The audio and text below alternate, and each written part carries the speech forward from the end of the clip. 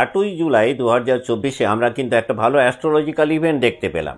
সেটা হচ্ছে যে মীন রাশিতে রাহু তার নক্ষত্র পরিবর্তন করলেন। আপনারা জানেন এতদিন পর্যন্ত রাহু রেবতী নক্ষত্রে অবস্থান করছিলেন। জুলাই মাসের 8 তারিখে তিনি রেবতী থেকে উত্তর ভাদ্রপদ নক্ষত্রে সঞ্চার করলেন।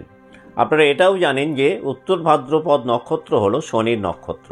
তাহলে মীন রাশি বা মীন লগ্নের ক্ষেত্রে শনি যেহেতু আপনাদের একাদশ এবং দ্বাদশপতি, সুতরাং রাহুর এই নক্ষত্র পরিবর্তন কিন্তু মীন রাশি বা মীন লগ্নের সমস্ত জাতক জাতিকাদের ক্ষেত্রেই একটা বড় ধরনের প্রভাব তিনি ফেলবেন।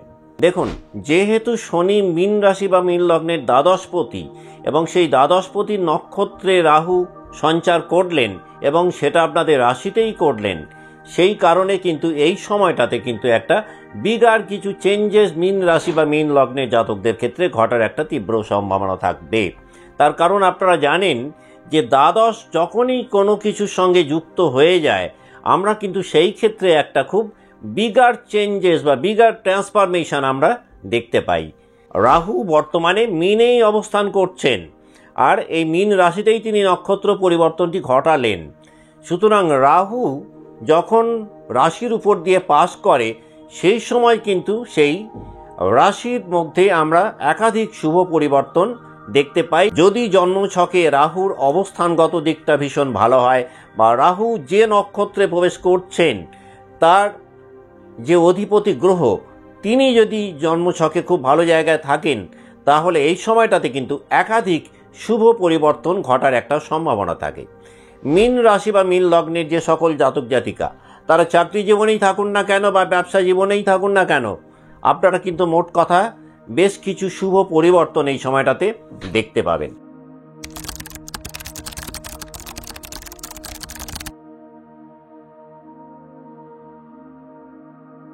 নমস্কার, আমি সুভাষ রঞ্জন বন্দ্যোপাধ্যায়। দেখুন, আমরা আলোচনা করছি 8ই জুলাই 2024 রাহু যে নক্ষত্র পরিবর্তন করলেন, সেই কারণে মীন রাশি বা মীন লগ্ন কতটা প্রভাবিত হতে পারেন বা কোন কোন দিক থেকে আপনারা সেই প্রভাবগুলো পেতে পারেন তার একটা বিস্তারিত আলোচনা নিয়ে।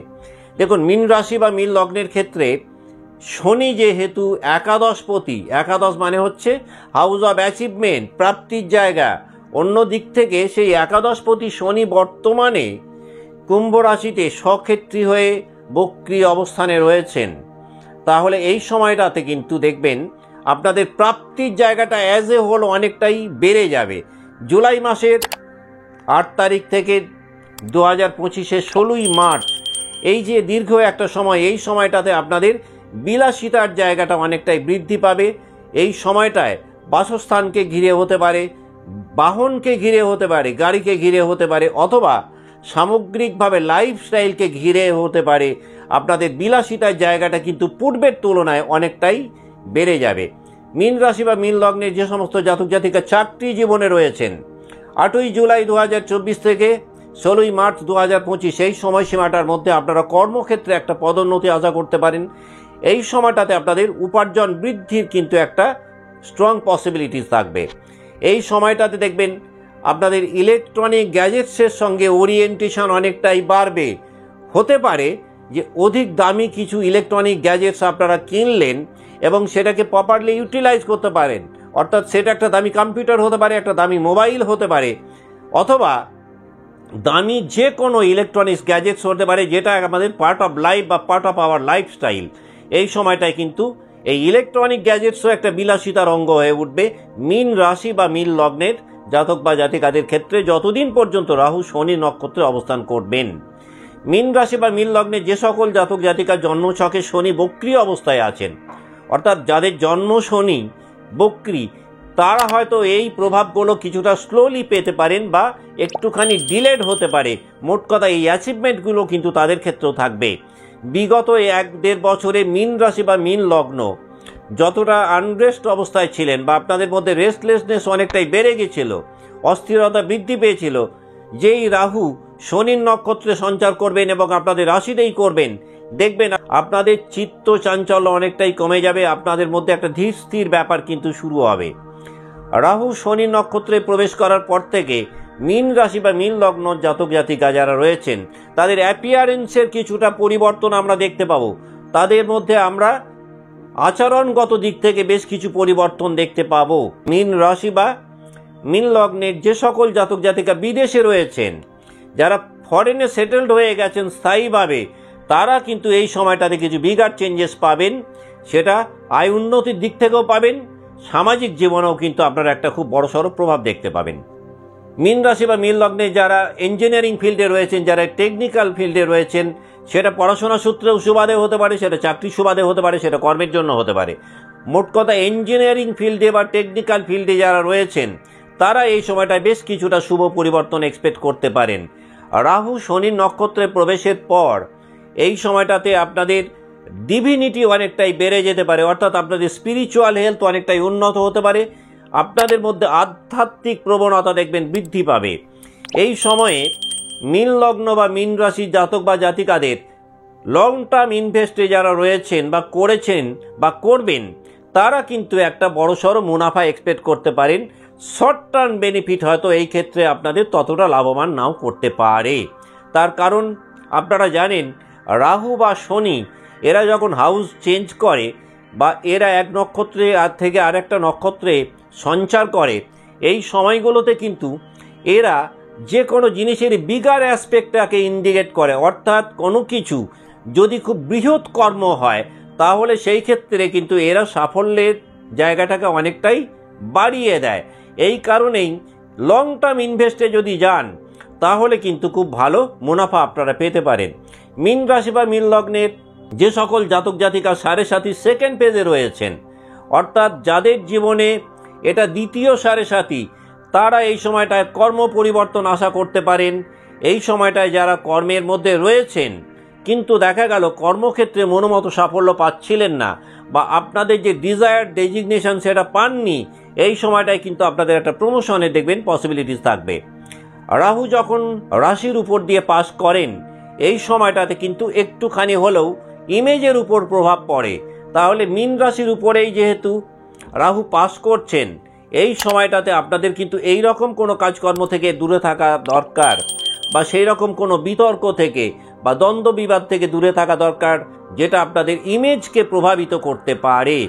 তাই এই সময়টাতে একটু খালি ইমেজ কনসাসনেস যদি বাড়াতে পারেন, তাহলে কিন্তু আখেরে আপনাদের লাভ হবে।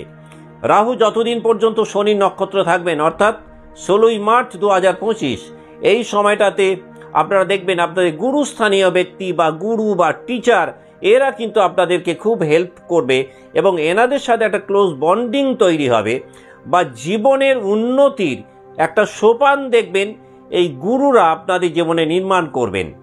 যারা মনে করছিলেন যে প্রপার গাইড বা শিক্ষকের অভাবে ঠিকঠাকভাবে গ্রোথটা আনতে পারছেন না, এই সময়টা তারা এক্সপেক্ট করতে পারেন যে আপনারা একটা প্রপার গাইড বা কোচ বা গুরু পেতে পারেন বা পাবেন।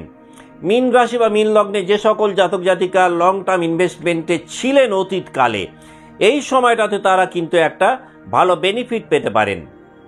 দেখুন, বর্তমানে আপনাদের রাশাধিপতি এবং দশমপতি বা কর্মাধিপতি বৃহস্পতি, তিনি কিন্তু আপনাদের তৃতীয়ভাবে বিষুব রাশিতে অবস্থান করছেন।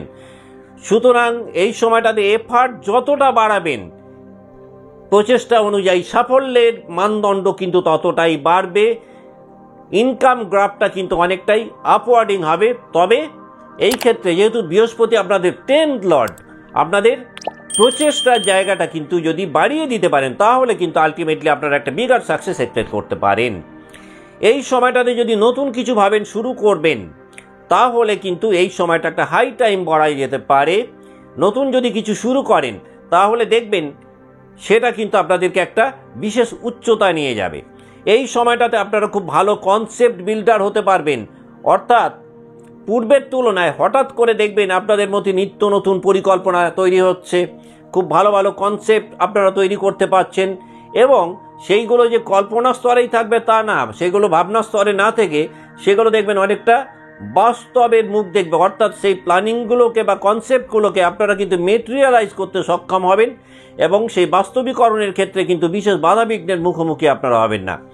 দেখুন, রাহু এই শনির নক্ষত্রে যে সঞ্চার করছেন, এটা কিন্তু করছেন আপনাদের রাশিতেই বা শনির নক্ষত্রে।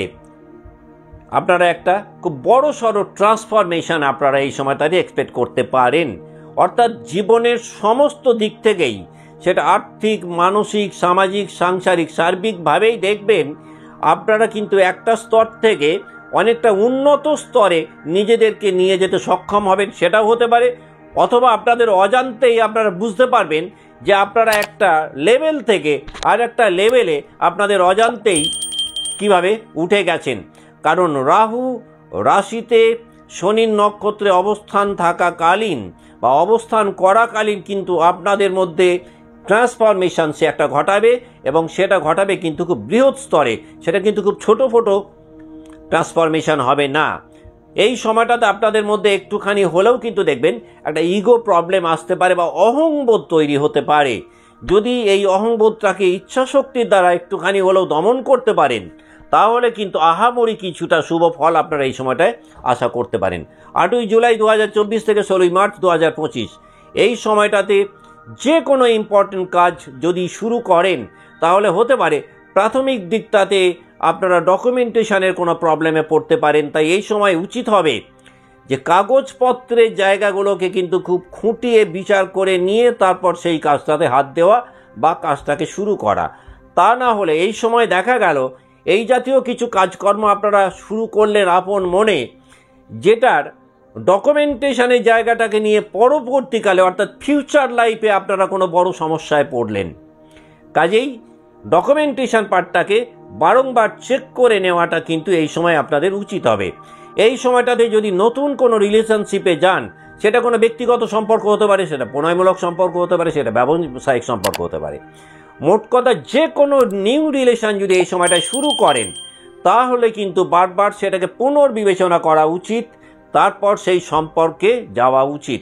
যদি আপনার জন্ম রাশি বা লগ্ন হয় মীন। মোট কথা রাহু যতদিন পর্যন্ত শনির নক্ষত্রে অবস্থান করবেন, মীন রাশির জাতক বা জাতিকা উভয়ের ক্ষেত্রেই যেটা প্রযোজ্য হবে সেটা হচ্ছে অ্যাডজাস্টমেন্টের জায়গাটা কিন্তু এই সময়টাতে বাড়াতে হবে।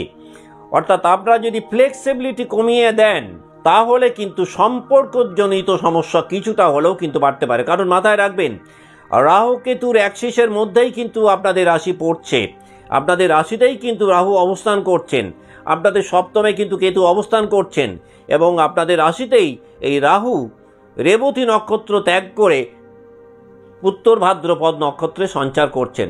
সুতরাং এই সময়টাতে আপনাদের ফ্লেক্সিবিলিটি বাড়ালে আপনারা লাভবান হবেন। আপনারা যদি অ্যাডজাস্টমেন্টের জায়গাটাকে বাড়িয়ে দেন আকারে, আপনারা লাভবান হবেন। এই সময়টাতে অতি উত্তম ফল পেতে পারেন যদি মেটেরিয়াল লাইফ এবং স্পিরিচুয়াল লাইফ এই দুটোর মধ্যে একটা ব্যালেন্সিং অ্যাক্ট তৈরি করতে পারেন। তাহলে কিন্তু লাইফটাকে অনেকটাই উন্নত জায়গায় নিয়ে যেতে সক্ষম হবেন। যে সমস্ত জাতক জাতিকার ছকে রাহুর প্লেসমেন্ট অত্যন্ত শুভ, তারা এই সময়টাতে কিন্তু একটা রিমার্কেবল কিছু চেঞ্জেস এক্সপেক্ট করতে পারেন, সেটা চাকরি জীবনে হোক, সেটা ব্যবসা জীবনে হোক, আবার সেটা ব্যক্তিগত জীবনেও হতে পারে। রাহুর বা শনির অবস্থান যদি বার্থ চার্টে বিশেষ শুভ না হয়, তাহলে হয়তো এই শুভ ফলগুলো আপনারা কিছুটা কম পেতে পারেন, কিন্তু কোনো অশুভ ফল কিন্তু এই সময়টাতে পাবেন না। 8ই জুলাই 2024 থেকে 16ই মার্চ 2025 পর্যন্ত, যতদিন পর্যন্ত রাহু উত্তর ভাদ্রপদ নক্ষত্রে অবস্থান করবেন, অর্থাৎ শনি নক্ষত্রে অবস্থান করবেন।